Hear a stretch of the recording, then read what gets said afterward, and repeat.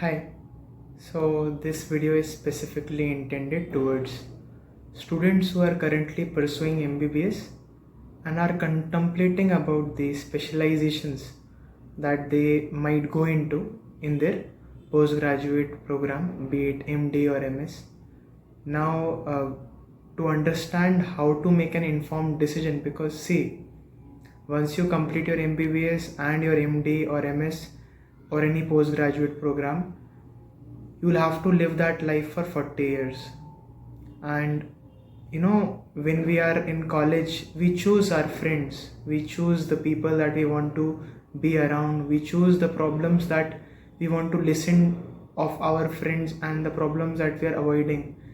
We are humans and we choose with whom do we want to live and whom do we feel good and peaceful about. So the next 40 years of your life or even more would be going with a number of patients that you are going to deal with on a daily basis, 8 to 10 hours a day and maybe more. So this decision with regards to which kinds of problem do you wish to solve, which kind of people, which kind of problems that you want to be around is a good and a very important decision to make right now, because once made, usually one cannot go back. So we are all thinking that we are going to study the subjects in third and fourth year and we are going to understand by the assessment of our inclination towards the study part to choose our profession. Now when we make informed decisions, syllabus is one pillar. Okay, so this is a very strong pillar. You had interest in biology, this was something that you knew when you were in class 10th, when you studied science in 9th and 10th, you were like, mathematics no, bio yeah, and that inclination towards bio and your memorization power and your discipline and so much perseverance of taking drops, and then even after going to college, it is this pillar of syllabus that you're dealing with, that you're doing so well with. And I am really grateful towards how you go through and the amount of difficulty that there is in studying and then even in the profession, obviously. So syllabus is one part. We need to also start thinking about our own selves and our job description with respect to visualizing yourself. So Piyush has to visualize that if he is a pediatrician, what kind of problems would he face? So it would be children. Now, am I really good with children? Do I want to talk to parents a lot? Do I want to deal with 10 different problems that Piyush cannot even right now imagine that a pediatrician face? Now Piyush is a counselor, so Piyush has some clarity with respect to psychiatry. So if a person has done their specialization in psychiatry, the patients that would come to a psychiatrist would be having issues of anxiety, depression, trauma, PTSD, addictions, schizophrenia. So the problems would be of life, but they would be at a level where they or anyone around them is not able to handle, and hence they need medicine to take care of it. So a psychiatrist cannot just listen to a patient for 2 minutes or 5 minutes and catch the symptoms very easily. It's not a snap thing, because usually a counselor assists the process. At the same time, the psychiatrist has to say that okay, and even do a lot of counseling, because when the problem is starting here, you have to talk a lot. So a psychiatrist is dealing with comparatively a higher amount of time given to the patient. The problem is of a different complexity. He is talking, he is also giving confidence, he is also helping them understand the importance of medicine, and also just helping them by not just medicine but a bit of counseling and developing faith and love and some care also.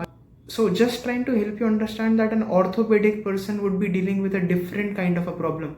A gynec would be doing things that when you deliver a baby and the baby is healthy, it's all joy, but when the baby is unhealthy, there is a lot of trauma. There is it also goes to the doctor, and in almost every field you also get a lot of court cases, and so it's a difficult thing. You're serving others with all your love and still a lot of things happen. So see, gynec is seeing different things, dealing with different people. An ophthalmologist is dealing with different kinds of people, so they are not sneezing and allergic or kind of things. He is dealing with a different thing. He is dealing with different instruments. So a cardiologist is dealing with a different instrument. A neurologist is with a different instrument. So I just wanted to make this video because I was talking to a student, and that inspired my heart, that even though I know that you will be very much eligible to make the decision, but how to make a decision more informed is about, yes, syllabus is an important pillar, but living the job description, living the job of that doctor in that specialization. So not everyone is good with their skill of their hand and much versed with surgery, nor does everyone want to see and do and live that life on a daily basis. So you have to go online, search and research the number of specializations that are there. Already you are studying them, so you will get to know a lot about them through here, and your professors are very much eligible to guide you through it. I really want to just explain this point, that you should visualize your life. What kind of people are you dealing with? What kind of problems do you want to listen day in day out? Because it's going to be your life, and yes, you'll have to help people, but it should be coming from here also, and you should be like, I made an informed decision. So another thing that I have stated to students is that before choosing a specialization, also talk to some people who are working in those specializations. So you talk to a person who is specialized in medicine, in surgery, in ophthalmology, in pediatrics, in psychiatry, and there are so many branches from radiology to dermatology. Talk to those people that what are the 3 things that are best. But more specifically, see, we all have a habit to see the good things in a profession, money, stability, and many other things that you might. So positive is known. We have to understand the negatives. So go talk to the person who is specialized in that profession of specific profile, and you have to ask them, sir, doctor sir, what are the 3 negatives that you feel are in this specific branch of that you've taken up? And they'll be like, as a person who is in medicine, I am tired of this. As a person who is a gynae, she's like, there would be different things that they'll tell you. So just gather data with respect to what a psychiatrist feels, what an ophthalmologist feels, what a person who is doing surgery day in day out is feeling. Try to visualize yourself in that job. How would I feel from morning to the evening doing that specific thing? And this visualization and knowing 3 negatives about these specializations from the people who are working in those specializations, not one, ask 3 people, 3 doctors who are working in that specialization, that sir, ma'am, can you please tell me 3 negatives? And they'll tell you like, I chose this specialization because of this reason, but going back, if I could go back 15 years, I might have chosen this one. Maybe I would have chosen this one. And with those processing and logics, you'll be able to process your decision in a better manner, in an informed manner, which would really help you throughout your life, because you made an informed decision by visualizing yourself in that specific branch of specialization that you are considering. So many of you have chosen it. Get more data, get negative data, because positive you already have, and that negative data is a challenge for you, it's a positive for you, then you'll be very good and doing something with total motivation, and you'll be happy also considering the lifestyle that you want. So even lifestyle, how many patients a day? So psychiatrists usually deal with lower number of patients than an MD medicine would be. Cardiologist with a different kind. So everything is different. You're trying to understand what I'm trying to say. See the patients, kinds of problems, number of patients.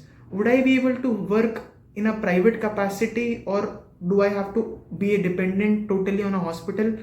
In my specialization, can I do both? There are many parameters that even I cannot, process right now for you. When it comes to taking decisions with respect to your specialization, it's an important decision. You have to live with it for your whole life. Syllabus is a good enough place to start with. At the same time, whenever, I think that you are also placed in different departments in your government hospital. So you'll be dealing. So be very careful that, okay, this is what's going on. I'm enjoying this. I am hurting in regards to this. So you have to be watchful, have a very careful eye, and just visualize yourself the next 40 years of your life with those kinds of patients, those kinds of problem. You should be happy, you should be healthy, surely you should be healthy, and you have to understand. So that was the purpose of this video. So I hope that this finds you well, may it direct you in some way to serve others holistically and be of service to people and the society as well. Thank you.